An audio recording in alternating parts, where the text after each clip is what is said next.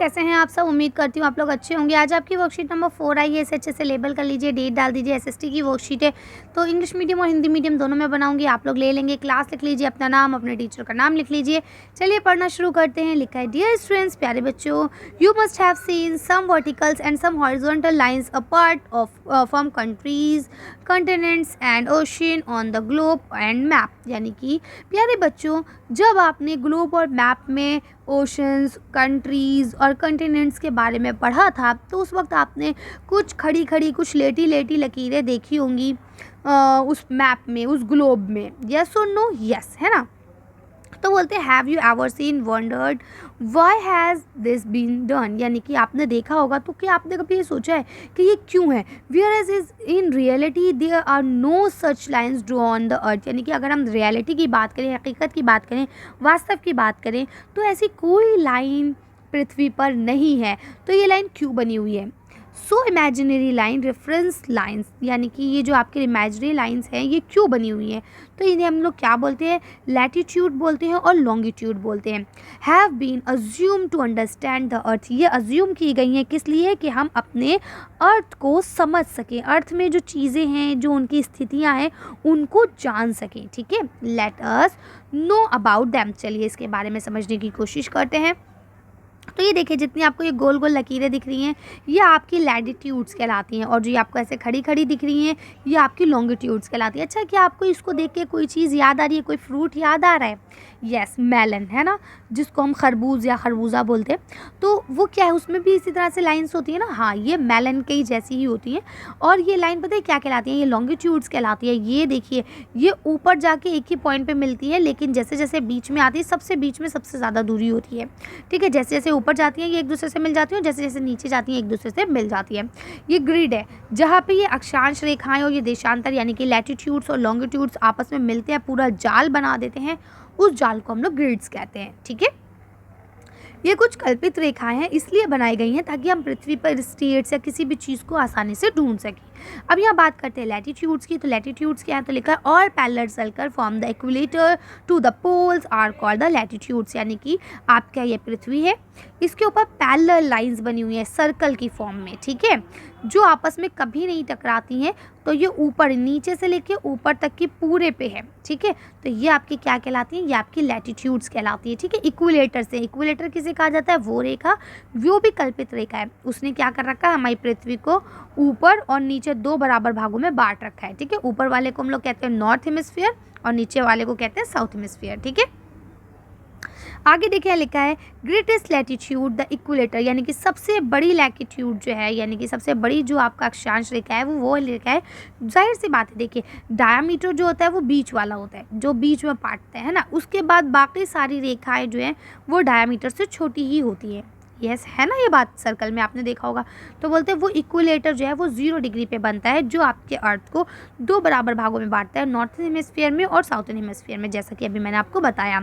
इसके अलावा the latitudes are parallel and never meet each other. ये हमेशा पैरेलल होती है, ये कभी एक दूसरे से नहीं मिलती। ठीक है, आगे लिखा है, the latitudes are used in determine the heat zone. और इसके अलावा इसको हम हीट जोन के फॉर्म में भी डिटरमाइन करते हैं कि कौन सा जोन कितना हीट का है। अब हम बात करते हैं लॉन्गिट्यूड्स की। तो लिखा है, the all semi circles connecting the north pole to the south pole are called the longitudes. यानी कि वो सारे सेमी सर्कल्स, आधे आधे अधूरे सर्कल्स जो नॉर्थ पोल को साउथ पोल से मिलाते हैं, ये आपके क्या कहलाते हैं? लॉन्गिट्यूड्स कहलाते हैं। The prime meridian 0 degree is divided the earth into the eastern hemisphere and the western hemisphere. इसी तरह से जैसे अभी आपने ये पढ़ा, ये आपकी पृथ्वी है, पृथ्वी को दो बराबर भागों में बांटा। तो ऊपर हुआ साउथ, नीचे हुआ ऊपर हुआ नॉर्थ, नीचे हुआ साउथ। ठीक है, जब हम ऐसे बांटेंगे तो इधर क्या होगा? ये होगा आपका ईस्ट और ये होगा आपका वेस्ट। तो इसी तरह से इधर से भी दो बराबर भागों में बांटती है, तो हम इसे बोलते हैं ईस्टर्न हेमिस्फीयर और वेस्टर्न हेमिस्फीयर। ठीक है, आगे क्या लिखा है? Longitudes are not parallel and meet at the poles. यानी कि ये पैरेलल नहीं होते, जैसे यहाँ लिखा है कि ये पैरेलल होते हैं। देखिए, ये एक तरह से आपका क्वेश्चन है, what is the difference between latitudes and longitudes, है ना। तो ये क्वेश्चन अगर पेपर में आता है तो आप एज इट इज़ ये आंसर लिख सकते हैं कि लैटिट्यूड और लॉन्गिट्यूड में क्या डिफरेंस है। या अगर क्वेश्चन आता है, what do you know about latitudes, and longitudes, यानी आप क्या समझते हैं लैटिट्यूड्स क्या है, लॉन्गिट्यूड्स क्या है, इससे आप क्या जानते हैं, तो भी आप ये लिख सकते हैं। ठीक है, अब देखिए डिफरेंस को हमेशा याद रखें, डिफरेंस को ऐसे ही शेड करते हैं, यानी एक इधर बीच में लकीर डाल के।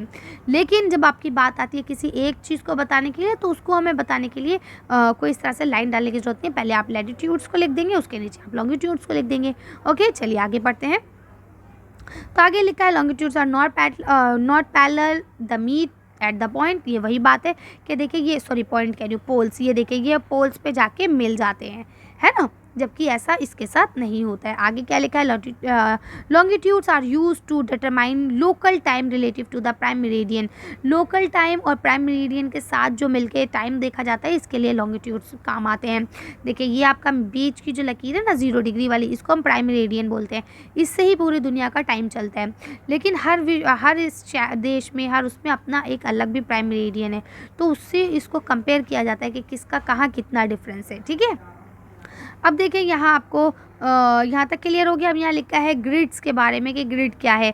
The place on the globe where longitudes and latitudes intersect are called grids, यानी कि जहाँ पे लैटिट्यूड्स और लॉन्गिट्यूड्स आपस में एक दूसरे को इंटरसेक्ट करती हैं, मिलती हैं, वो आपकी क्या कहलाती है, ग्रिड्स कहलाती है। We use this grids to know the exact location of any place on the earth, यानी इससे हम लोग क्या करते हैं, किसी भी चीज़ की एग्जैक्ट लोकेशन को देख सकते हैं।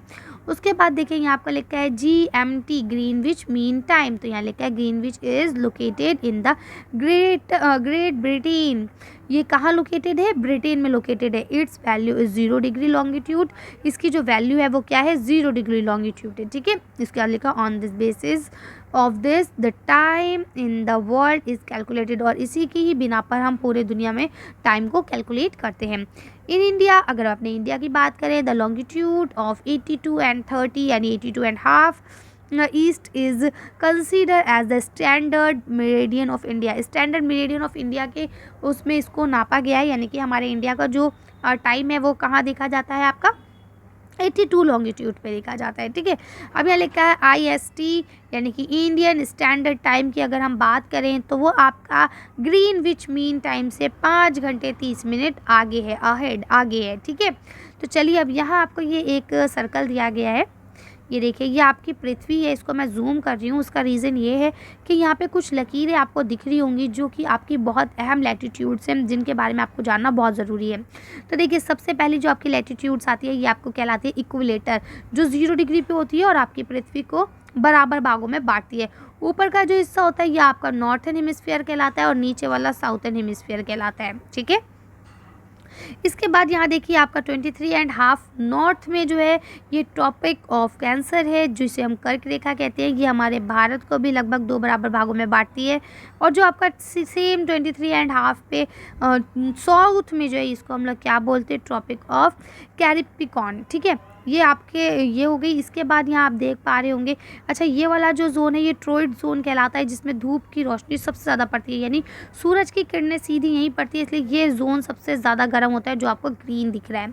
ठीक है, अगर हम बात करें नॉर्थर्न टेम्परेचर जोन या साउथर्न टेम्परेचर जोन की, तो यहाँ पे धूप की रोशनी, सूरज की जो किरणें वो थोड़ी स्लो हो जाती हैं, इसलिए यहाँ इतनी गर्मी नहीं होती है। इसके बाद ये आपका जो पोल है, साउथ पोल दोनों, ये आपके जो हैं ये बिल्कुल फ्रीज जोन है। यहाँ पे सूरज की रोशनी जाती ही नहीं है, पहुँच ही नहीं पाती, इसलिए ये बिल्कुल जमे हुए हैं। ठीक है, इसे हम लोग बोलते हैं आर्टिक सर्कल और इसे हम लोग बोलते हैं अंटार्कटिक सर्कल। ठीक है, तो आप कर सकते हैं आसानी से।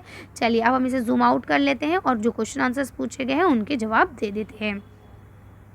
यहाँ आपसे फर्स्ट एक्टिविटी में पूछा गया, look at the given picture. इस पिक्चर को ध्यानपूर्वक देखिए carefully and list the all important latitudes and heat zone. अब इसमें लैटिट्यूड्स के बारे में जितनी इंपॉर्टेंट लैटिट्यूड्स हैं उनको लिखिए और जो हीट जोन है उसको लिखिए। तो चलिए इसका आंसर देखते हैं। देखिए यहाँ मैंने आपके सारे इंपॉर्टेंट लैटिट्यूड्स लिख दिए हैं। आर्टिक है, उसके बाद टॉपिक ऑफ कैंसर है, इसके बाद इक्वेटर है, फिर आपका टॉपिक ऑफ कैप्रिकॉन है, इसके बाद आपका अंटार्कटिक सर्कल है। ठीक है, अब हम अगर हीट जोन की बात करें तो सबसे मेन आपका ट्रोइड जोन है, उसके बाद नॉर्थ टेम्परेचर जोन है और साउथ टेम्परेचर जोन है। ठीक है, बाकी मैंने जो 2 हैं वो बिल्कुल फ्रीज जोन है, इसलिए उनको नहीं मेंशन किया। चलिए आगे पढ़ लेते हैं। अब यहाँ आपको लास्ट क्वेश्चन दिया गया activity number 2, find out if it is 2 o'clock, अगर 2 बज रहे हैं इन द आफ्टरनून, दोपहर के, इन इंडिया में अगर दोपहर के 2 बज रहे हैं, what will it be in Greenwich at that time, यानी कि उस वक्त ग्रीनविच में क्या टाइम बज रहा होगा बताइए। तो जैसा कि आप जानते हैं, अभी हमने पढ़ा कि हमारा जो इंडियन टाइम है, इंडियन स्टैंडर्ड टाइम है, वो ग्रीनविच से 5.5 घंटे आगे है। तो अगर यहाँ 2 बज रहे होंगे तो हमें 5.5 घंटे पीछे जाना होगा, तो लगभग 8:30 बज रहे होंगे। चलिए इसका आंसर देखते हैं कैसे लिखेंगे। तो आप यहाँ लिखेंगे Indian standard time is 5 our and 30 minutes ahead of the Greenwich, यानी कि अगर हम बात करें स्टैंडर्ड टाइम की, इंडियन स्टैंडर्ड टाइम की, तो वो ग्रीनविच से 5 घंटे 30 मिनट आगे चल रहा है।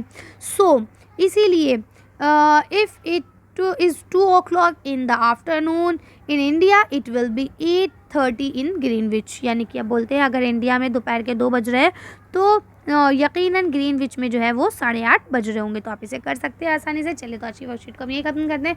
आज की वीडियो में बस इतना ही। अगर आपको हमारी वीडियो पसंद आई हो तो प्लीज़ इसे लाइक और शेयर करें। अगर अभी तक आपने हमारे चैनल को सब्सक्राइब नहीं किया तो प्लीज़ हमारे चैनल को सब्सक्राइब करें। Thank you for watching.